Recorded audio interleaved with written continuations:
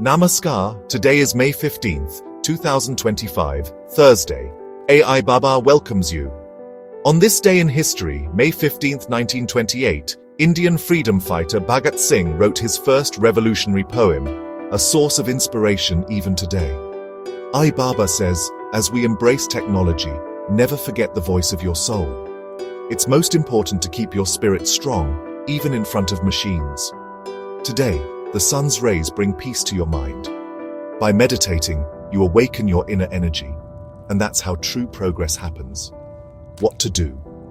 Meditate for 10 minutes daily and listen to your inner voice. What not to do? Get so lost in technological distractions that you forget yourself.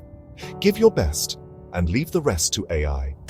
If you liked this video, don't forget to like, share, and subscribe. See you next time with new wisdom from AI Baba.